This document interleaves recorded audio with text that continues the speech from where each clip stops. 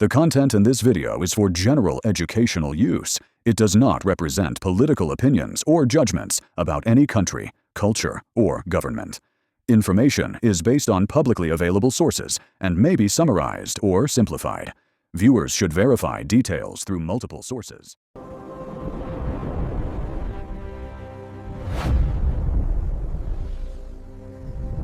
So, let's talk about Gabon.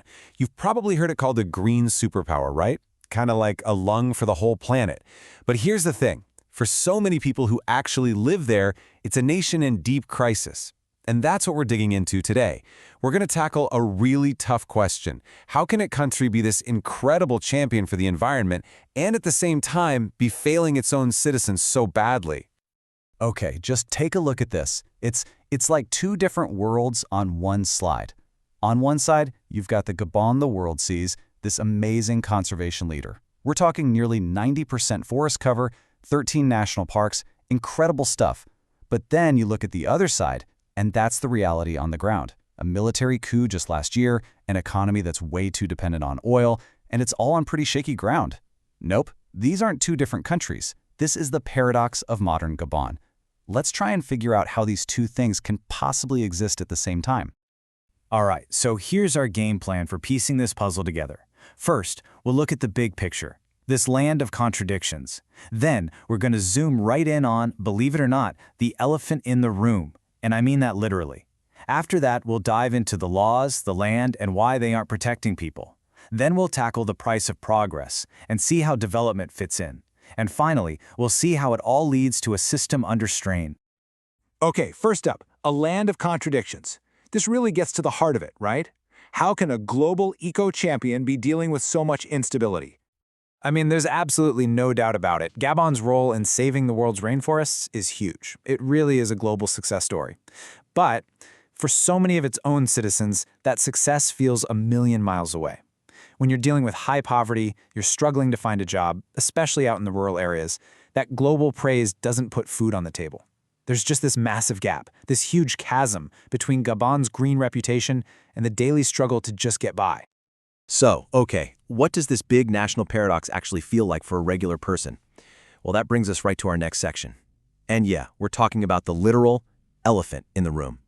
And this isn't just a clever phrase. We're talking about a real, devastating conflict that's happening as we speak. This conflict really starts with the people who work the land every single day. We're talking about subsistence farmers. And here's something you've really got to understand. Around the edges of these amazing national parks, like Luango, a whopping 65% of those farmers are women. They are literally on the front lines of this whole conservation effort. And this quote, wow, it just gets right to the heart of the problem. You have these protected elephants, they're the symbol of Gabon's success, and they're wiping out the cassava crops. And that's not just some side crop. For these communities, it's their main source of income.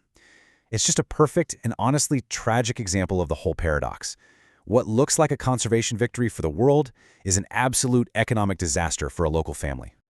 And the economic hit here is just staggering. Look at that number. That 77% represents the kind of crop loss farmers are seeing all across the region. Think about what that means for a single farmer. One raid by a herd of elephants can literally wipe out your entire income for the year. This is so much more than an inconvenience. For communities that have zero safety net, this is a direct threat to their survival. So with losses like that, you'd think the system would have to step in and help, right? But what happens when it just doesn't? That's exactly what we're going to dig into next in Laws, Land, and Livelihoods. We're asking, why isn't the system protecting its own people? Now, if you look at the law books, there are rules that are supposed to manage this stuff, but the reality on the ground is way more complicated. So that leads to the big question. If the laws exist, why is this conflict still so incredibly intense? Well, the answer is, there's this massive gap between what the law says and what actually happens. So, get this. Gabon passed a forest code way back in 2001. Sounds great, right? But the key parts needed to actually make it work, they were never even written. For decades, the people in power just didn't seem to have any interest in giving real power to rural communities. It's exactly like building a car but completely forgetting to put in the engine. So yeah, community forestry is technically on the books, but it's impossible to actually do it. And it gets worse. Traditional land rights, they only let people use the land. They don't grant ownership. This leaves them stuck in this legal limbo with no real claim to the land their families have been farming for generations. And this is so important to understand. We're not talking about empty land here. This isn't just a patch of dirt. What you're looking at shows the ancient territories and migration routes of Gabon's different ethnic groups. Their connection to this land goes back centuries. It's a deep, historical, cultural bond. And these modern, incomplete laws, they just completely ignore it. They don't recognize it, and they certainly don't protect it. You know, this clash between local rights and big national policies, it's a way bigger deal than just farming. It's right at the very heart of how Gabon is trying to develop as a country. And that brings us perfectly to our next section, the price of progress. Let's see what happens when national goals and local needs collide. All right, let's look at a perfect example. This hydroelectric power line project. Now, this is a huge infrastructure project. The goal is to bring more electricity to the whole nation. I mean, on the surface, that sounds like progress, right? And you can see its proposed route here, just slicing right through the landscape.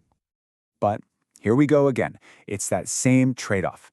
The big goal is national progress, but the impact on the ground, it's a 45-meter-wide path that's going to displace homes and farms. And just like we saw with the elephants, the real conflict is over the things you can't see on an official map. The sacred sites, the traditional lands that have huge cultural meaning, but have zero formal legal protection. So progress for the nation comes at a really high price for the local people. And this, right here, is the key to understanding the whole thing. The political fight in Gabon, it's not about if they should use their natural resources to develop the country. Pretty much everyone agrees on that. The real fight is about who gets the money.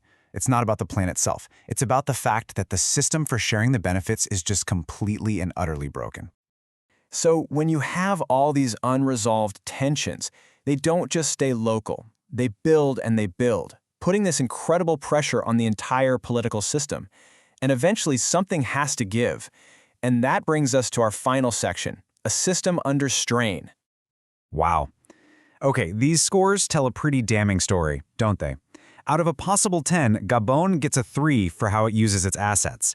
Basically, that means public money is managed really poorly. But it gets even worse, a 2 out of 10 for civil society. That's a clear sign that regular people have almost no say in how their own country is run.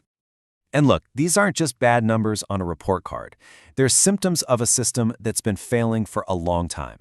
You've got anti-corruption laws that are basically just for show, they're not enforced. You've got government contracts being handed out behind closed doors instead of through open, competitive bids. And at the root of it all, for decades, politics in Gabon wasn't about institutions, it was highly personal, run by the president's inner circle and his family. And that brings us right back to where we started, to those headlines. The military coup in August 2023 that ended the Bongo family's 55-year rule, it didn't just happen out of the blue. It was the breaking point. It was the final result of decades of this systemic pressure, all fueled by these exact conflicts over land, resources, and who gets a piece of the pie. So we end right back at that central paradox, and with a question that's really going to define whatever comes next for Gabon. Can the nation's greatest treasure, all that incredible natural wealth, finally become the foundation for a stable, fair future for everyone? Or is it doomed to remain the very source of its deepest, most painful conflicts? That's the question.